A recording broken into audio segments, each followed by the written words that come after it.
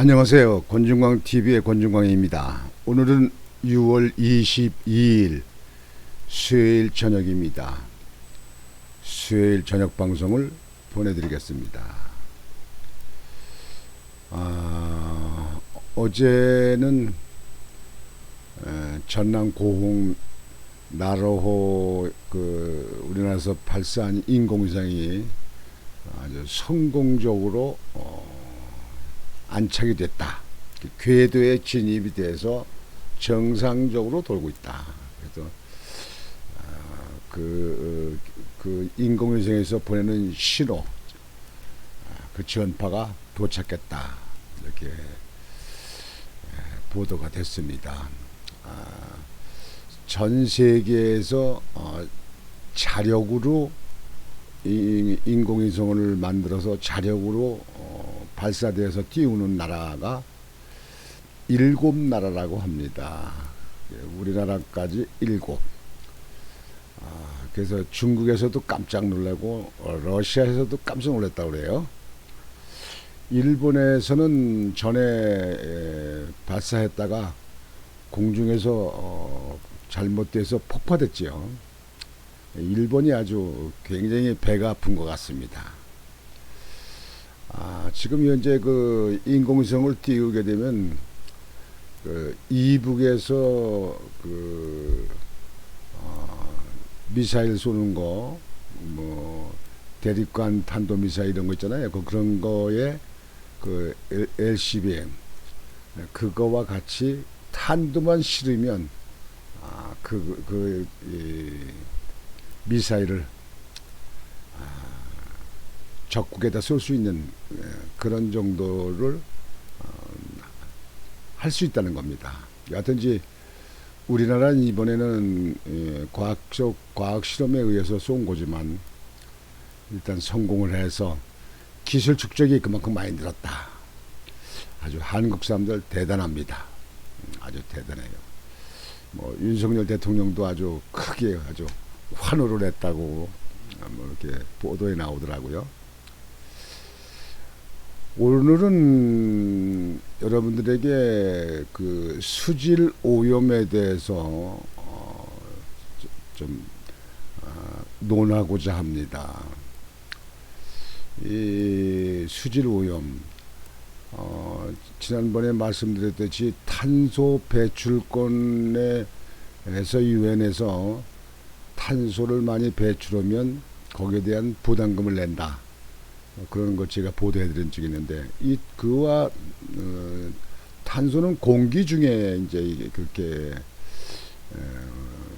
공기를 갖다 아주 오염시키는 거지만, 이 수질 오염 또 이제 물 있잖아요, 물. 우리나라의 그 수질 오염이 지금 현재 뭐 어제 오늘의 얘기는 아닙니다. 이제 수질 오염이 참 심각한데요. 대개 수질 오염에 되지 않고 고기가 살 수 있는 것은 물이 흘러야 됩니다. 산에 개울에서 사는 개천에서 물이 흐르듯이 지금 청계천이나 중랑천 같은 데는 물이 흐르고 거기 오염 물질이 거기 들어가지 않으니까 지금 고기가 살고 있잖아요. 물고기가 가서 물고기들 다니는 거 보셨을 거예요, 아마요. 물고기 다닙니다.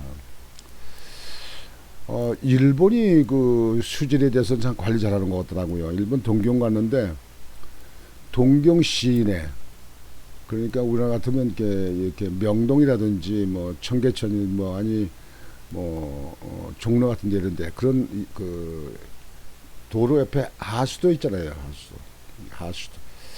우리나라 같이 뚜껑을 이렇게 해다 덮었는데 하수도 그 콘크리트를 들쳐내면 물이 흐르는데 그 물에 금붕어 같은 고기들이 다닙니다. 전 실제 일본에 갔을 적에 정말인가 하고 그 시내 가서 그 주유소 옆에 있는데 거 가서 맨홀 공구리 있는 걸 들치고 그 속에 고기가 다니고 뭐하는 걸 제가 지금 눈으로 보고 사진도 찍었습니다. 정말 일본 그거는 부럽더라고요. 우리나라 하수도에는 물고기가 산다는 건 상상이 안 되죠. 뭐 하수도가 뭐 온갖 그 폐수가 생활 오염수가 다 흘러 들어가니까 고기는 살 수가 없죠. 근데 지금 우리나라의 지난번에 보도에 보니까요, 강원도 춘천의 도심을 지나서 흐르는 것이 공지천이라고 합니다. 여러분들 아실 거예요.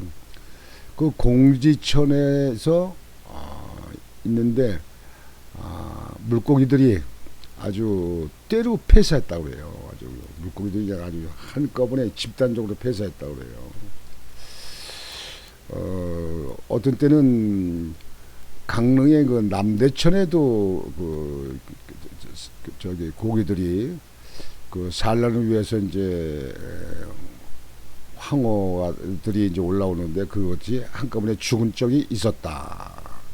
그리고 평택에서도 이제 폐식용유를 많이 버려서 물고기가 때려 죽었다. 이렇게 이제 전국의 하천에 이 물고기들이 때려 죽는다. 이거는 우리 살고 있는 사람들이 이 물고기들이 살 수 없이 죽는다. 그렇게 되면 결국은 인간들도 앞으로 더 이상 살 수가 없다.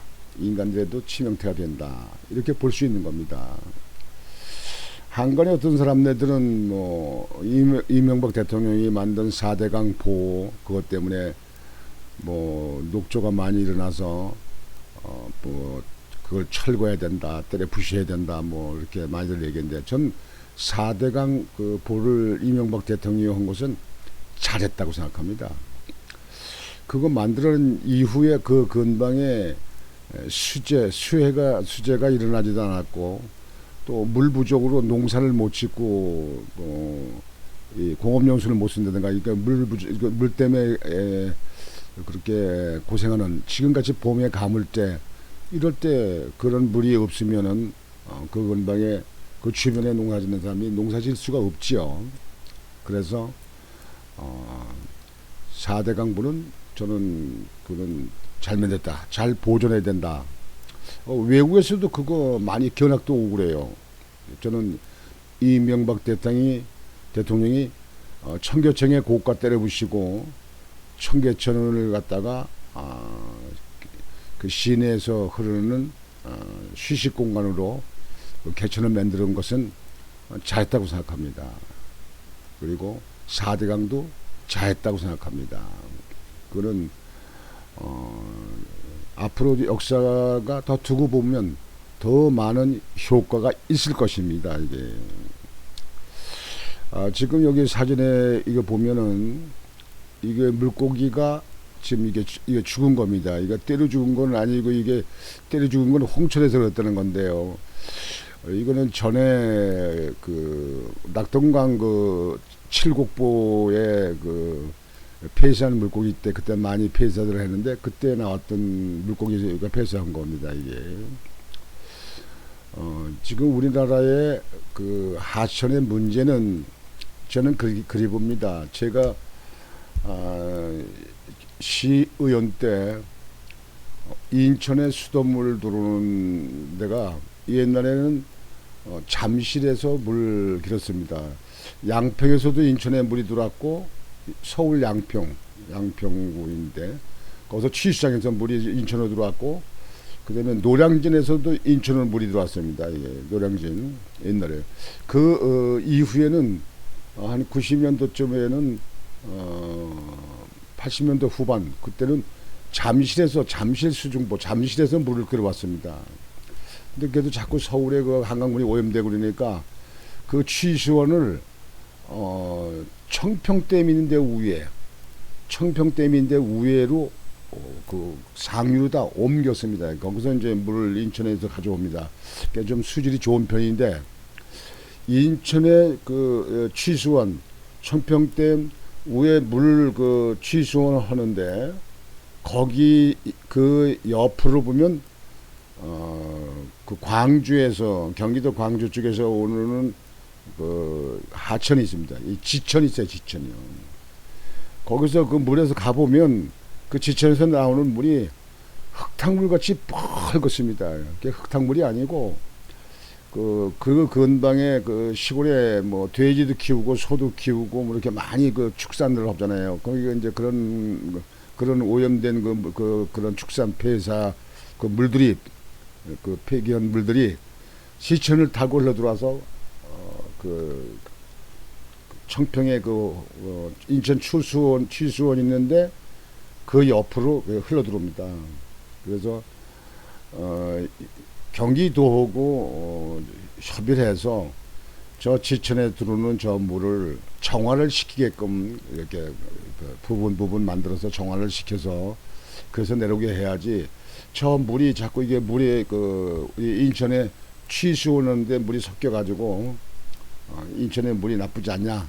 그래서 인천시 상소사업본부장 일행들한테 그렇게 주문한 적이 있습니다. 이게 지금은 좀 나아졌다고 그러는데요.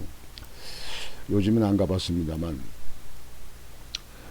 지금 우리나라도 이 물 관리를 좀 합니다. 지금 한강 같은 데는 한강에 물 들어오는 그 옆에 뚝 옆으로 옆에다가 그 민간인들 사는 아파트 나오는 생활 하수도 이렇게 들어오는 폐수를 별도로 관을 묻었습니다. 이게 관을 묻어가지고 그 관으로다가 저 임진강 아래쪽으로다가 이렇게 뽑습니다. 이게 그래서 그 생활 폐수가 한강으로 직접 들어오지 않도록 별도 생활 폐수 관을 묻었습니다. 이게 그래서 관으로 나갑니다. 지금 이 부천에 가면은 김포 공항 옆에 가면은 거기 벌말이라고 그러죠. 거기 가면 부천서 공항 쪽에서 나오는 부평 쪽에 나오는 그 하수도물을 옛날에 한강으로 다 흘려버렸는데 거기다 하수 종말 차량장을 크게 만들었습니다. 그래서 그리린 물을 넣어서 거기다 종화 처리해가지고 정화 처리한 말을 지금 이제 물을 지금 여기 인천의 그 경인누나 저기 아라뱃길 글로다가 물을 보냅니다. 그래서 그 물이 지금 인천으로 여기 서구 쪽으로 이렇게 오는 거가 되겠습니다. 이거. 그리고 인천에도 그 하수 종말 처리장이 가자동에 있습니다. 인천제철 앞에 있는데 그 가자동 거기 가면은 인천시 종말 처리장을 크게 만들어서 지금 현재 그 주안 쪽에 뭐 도화동 쪽에 간석 쪽에 동암 쪽에 서구 일원 쪽에 이런데 그 동구 쪽에 이렇게 물을 하는 하수물을 인천교 그 인천 매립지 밑으로다가 박스로 해서 그걸 받아서 그 가자 하자 종무청으로다 다 들어갑니다. 물이 거기서 불을 걸러서 그래서 물을 정화시켜서 인천 바다로 흘러내버립니다. 이게 연수동에도 가도 연수동에 그 종말 처리장이 있죠. 그래서 거기서 바다로다 종말 처리해서 보냅니다. 이거는 이제 사실상 앞으로 바다가 오염되는가 강이 오염되고 그러는 것을 막기 위해서 최선의 대책이죠. 근데 지금 이렇게 물이 자꾸 오염되는데요. 여러분들 독극물 같은 것 때문에만 죽는다 이렇게 생각하시면 안 됩니다. 그 물의 농도에 따라서 다릅니다. 예를 들어서 여러분들 설탕물을 탔어요. 설탕물을 타가지고 거기다 고기를 넣었다. 근데 고기가 죽습니다. 그거는 그 농도대가 다르는데 그러나 설탕이 독극물은 아니잖아요. 그다음에 소금물을 좀 짜게 다 가지고 거기다 고기를 넣으면 고기 죽습니다. 예. 그러니까 바닷물이 농도가 3.5% 정도 되는데 그 이상으로 농도가 짙으면 고기가 죽습니다. 예. 그러니까 이 하천에 물을 흐르는데 그런 물이 거기에 농사를 짓는데 소나 돼지의 그 배설물들 그걸 이제 물로 청소해서 막 버렸다. 물론 지금 못 버리게 다 막습니다만 정화 처리 시설이 있습니다만 전에는 그걸 하천을 버렸잖아요. 그러면 소의 배설물이 독극물은 아닙니다. 근데 그 배설물을 그 양을 많이 타가지고 거기다 고기를 넣으면 고기 죽습니다. 예. 그러니까 물의 농도에 따라서 다릅니다. 꼭 독극물만 보내서 그런 건 아닙니다. 제가 전에도 방송해 드렸지만 제가 구에 있을 당시에 우리 가자동에 있는 공업 공장하는 사람들이 많습니다. 특히 인천제철 옆에 목재단지 옆에 있는 쪽으로의 도금업체가 그 당시에 많았습니다. 그 도금할 때는 산을 쓰잖아요. 개미산이고 무슨 알칼리산이고 산을 쓰잖아요. 그 산이 아주 독극물이거든요. 근데 거기다가 담갔다가 이제 도금하잖아요. 이제 금도색을 한다든지 은도색을 한다든지 이렇게 또 도색을 하는데 그 물을 무단 하천으로 방류하게 되면 그 물이 하천으로 들어가서 인천 바다에 어패류가 죽게 생기고 바다가 오염되는 거죠. 계속 내려가니까. 그래서 그 당시에 제가 전에 방송에 드렸듯이 그런 유해 독극물을 내보내는 업체는 밖에다가 폐수 공영제라 그래가지고 그 공장 옆에다 맨홀을 전부 다 만들게 했습니다. 공장에 나오는 물이 맨홀을 하고 맨홀 옆에 벽에다가 폐수 공영제 해가지고 거기다 붙여놨습니다. 그래서 그 맨홀을 열고 물을 떠서 누구든지 검사를 할 수 있게 되어 있습니다. 그러니까 여기 독극물이 얼마나 나오는가, 이 물이 오염된 게 물에 몇 ppm이 나오는가 이걸 할 수 있습니다. 시민단체라 아니면 관이나 개인이나 누구든지 뜰 수 있습니다. 그걸 만들어 놨습니다. 지금도 그게 있더라고요. 그 당시에 그러니까 96년도 97년도에 이제 해놨는데요.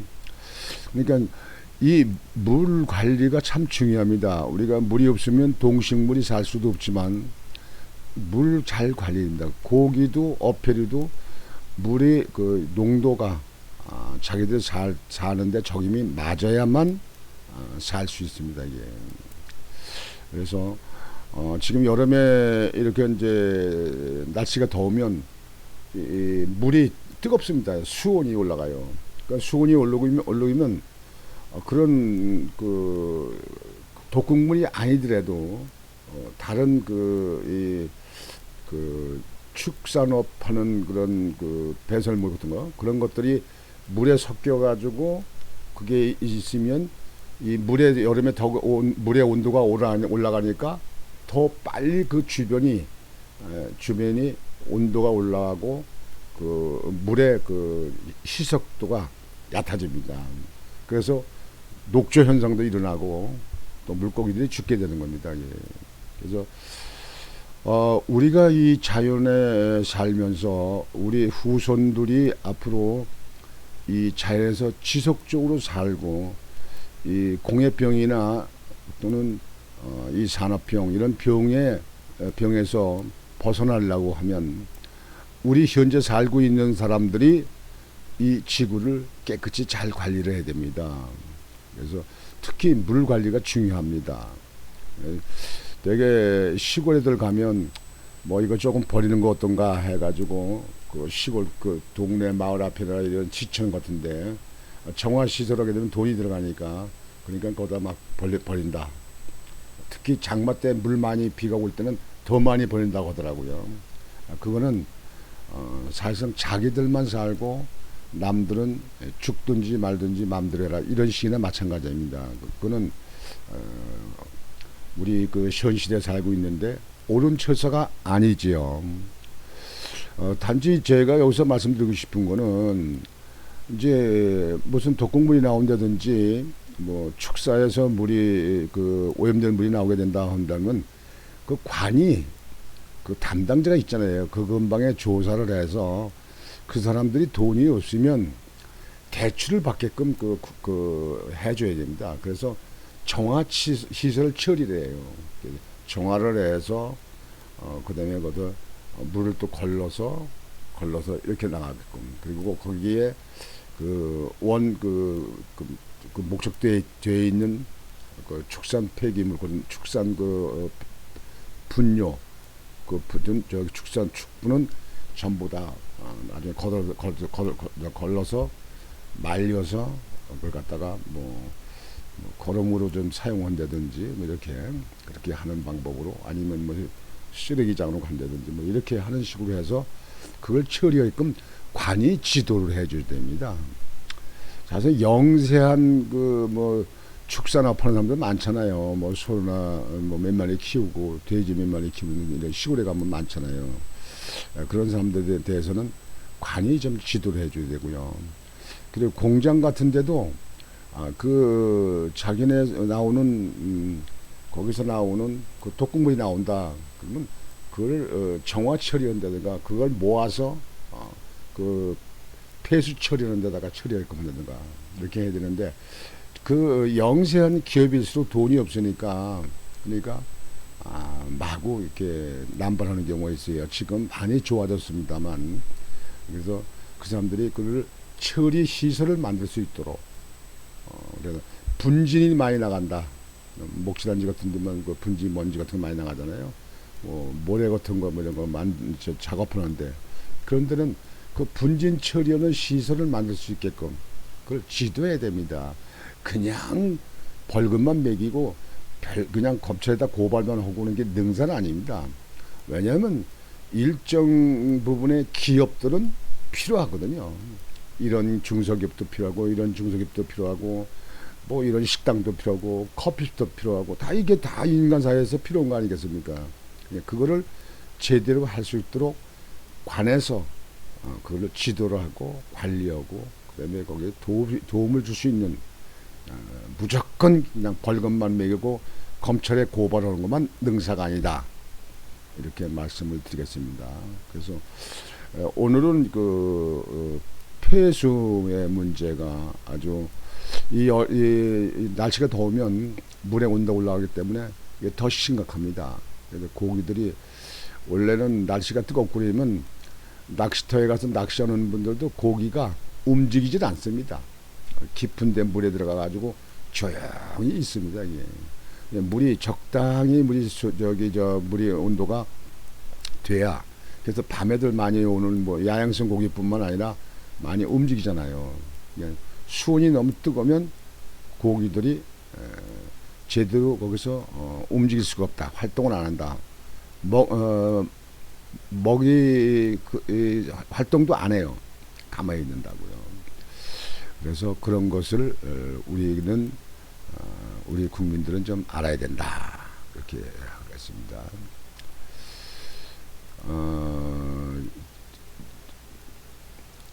지금 여기 수질 오염에 대해서 여러분들에게 좀 이렇게 말씀을 드리면,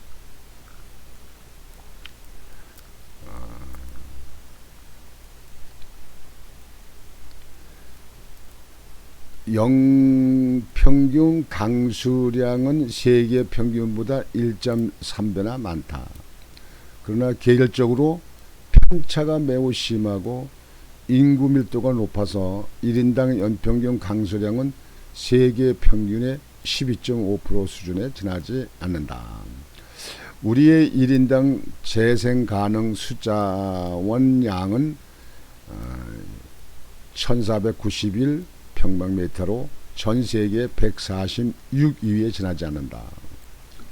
한국도 심각한 물 부족 국가로 분류되고 있는 형편이다. 우리도 수자원의 효율적인 관리에 더 많은 투자를 할 수밖에 없는 형편이다. 2009년 2월에 시작된 4대강 사업의 공사는 일사천리로 진행되었고 2013년에는 16개의 보가 모습을 드러냈다. 보의 위치 선정, 설계, 환경영향평가에 낭비할 시간적 여유는 없었다. 졸속이라는 평가는 처음부터 예정된 것이다. 곳곳에서 부실 시공의 흔적이 드러났고 더위가 시작되면 어김없이 녹조가 기승을 부리는 일이 반복되었다. 2014년에는 흉물스러운 큰 빛 이끼벌레까지 등장했다. 기록적인 폭염이 찾아왔던 2016년의 4대강은 거대한 녹조 라테로 변해버렸다. 그렇다고 성과가 전혀 없었던 것은 아니다. 16개 보 인근의 주민들의 갈증은 확실하게 해소되었다. 4대강 사업이 아니었더라면 2015년의 기록적인 가뭄은 정말 견디기 어려웠을 것이다. 말라붙어가던 보령댐 주변의 주민들을 구원해 준 것이 백제보였다. 상주보와 세종보의 사정도 크게 다르지 않은 형편이다. 애써 만들어 놓은 보를 개방, 철거하는 것만이 능사할 수는 없다. 맞지요? 4대강의 재자연화는 수자원 관리가 절박한 우리의 현실에는 어울리지 않는 것이다.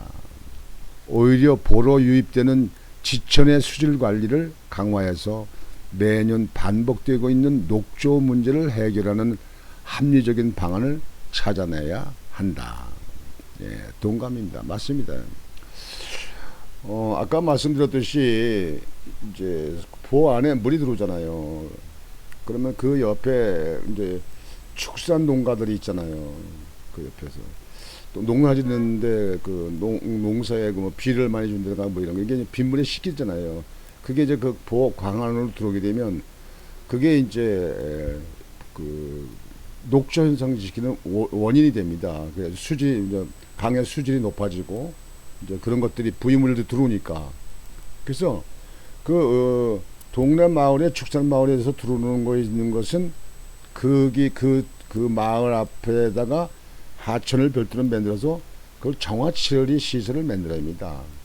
정화치료리 만들어서 그거를 처리 시설 후에 강으로 들어오게끔 한다.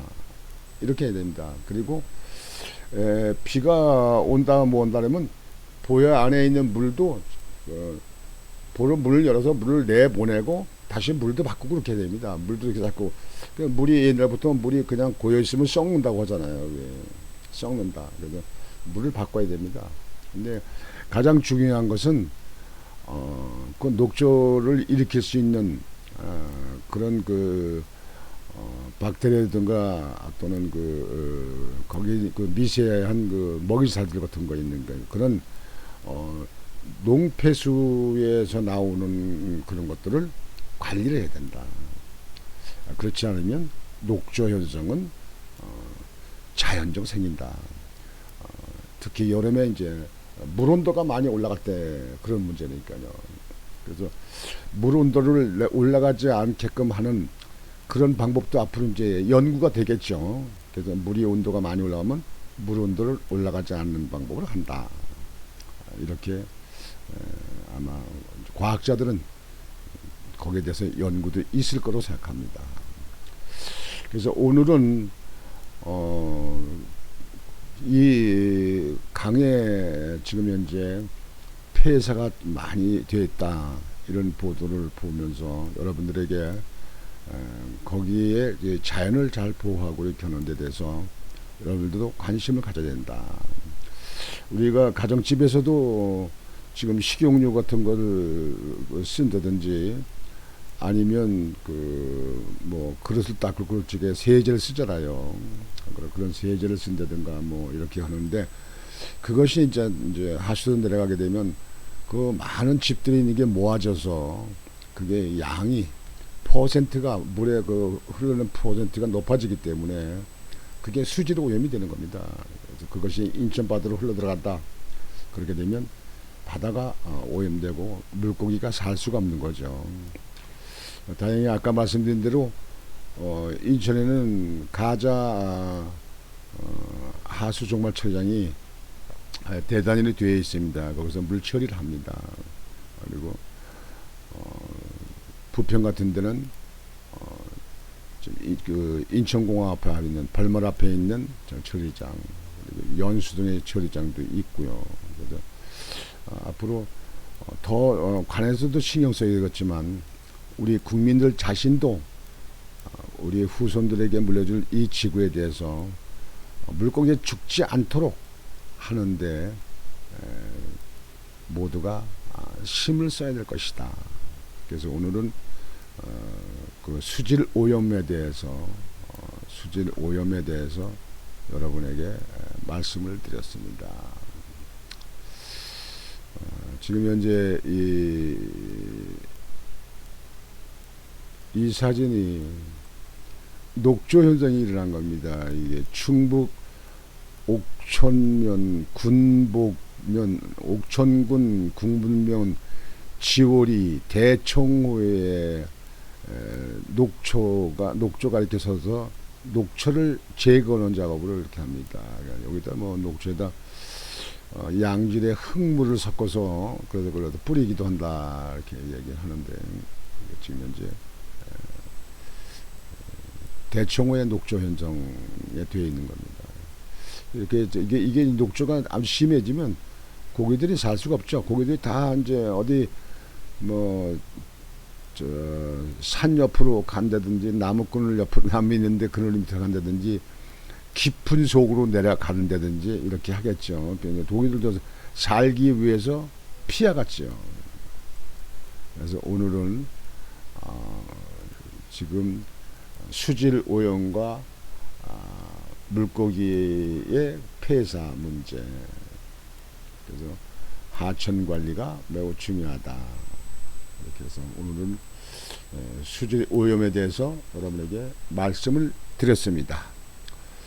오늘도 편안히 주무시고 내일 또 활기찬 행복한 하루가 되시길 바라겠습니다.